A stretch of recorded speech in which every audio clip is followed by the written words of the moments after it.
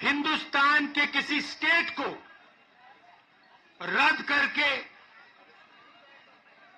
लोगों का जो हक है वो छीना गया।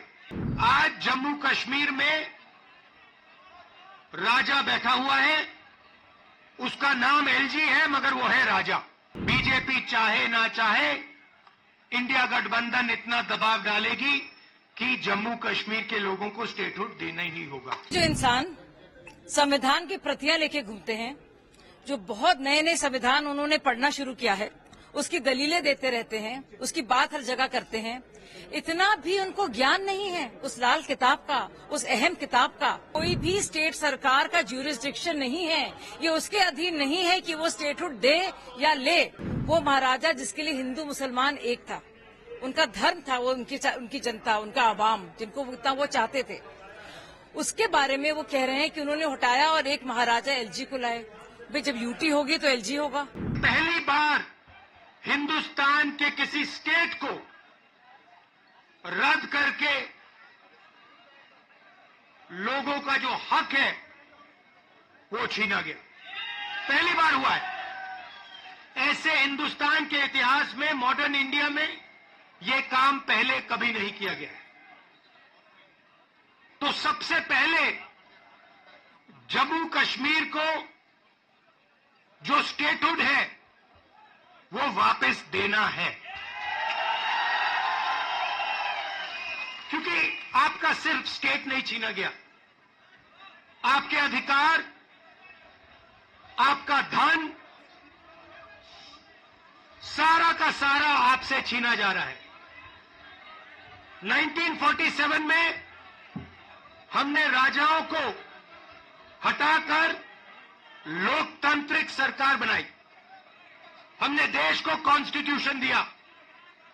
आज जम्मू कश्मीर में राजा बैठा हुआ है, उसका नाम एलजी है मगर वो है राजा। और जो आपका धन है आपसे छीना जा रहा है, बाहर के लोगों को दिया जा रहा है, चाहे वो आपके कॉन्ट्रैक्ट्स हो,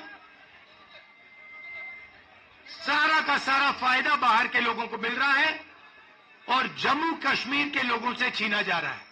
तो हमारा पहला कदम जम्मू कश्मीर को स्टेटहुड वापस देने का होगा।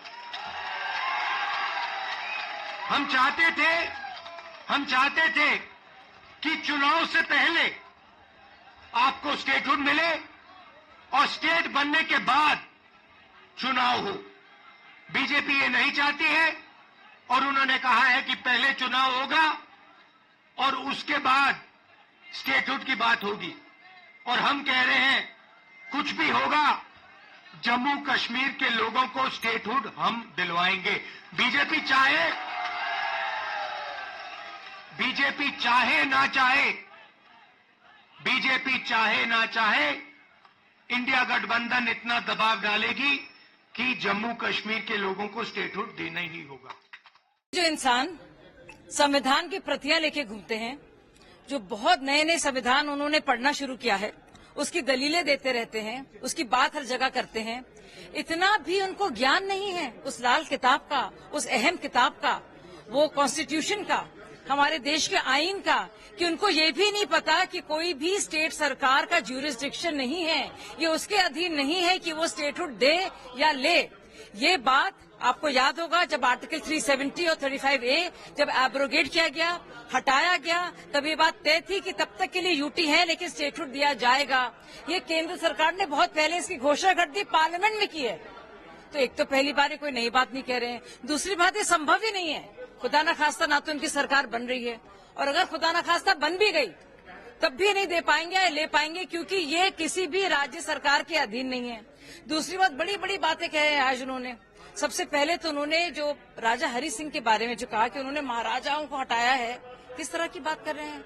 उस महाराजा जी के वजह से, वो महाराजा जिसके लिए हिंदू मुसलमान एक था, उनका धर्म था, वो उनकी जनता, उनका आवाम, जिनको इतना वो चाहते थे, उसके बारे में वो कह रहे हैं कि उन्होंने हटाया और एक महाराजा एलजी को लाए। भाई जब यूटी होगी तो एलजी होगा, ये तो संविधान का ही हिस्सा है ना। अगर यूनियन टेरिटरी होगी तो उसका मुखिया तो एलजी होगा। ये तो बुनियादी बात है। स्टेट होगा तो उसका गवर्नर होगा।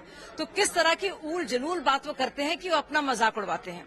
न्यूज नेशन अब व्हाट्सएप पर खबरों के ताजा अपडेट के लिए न्यूज नेशन के इस क्यूआर कोड को स्कैन करें।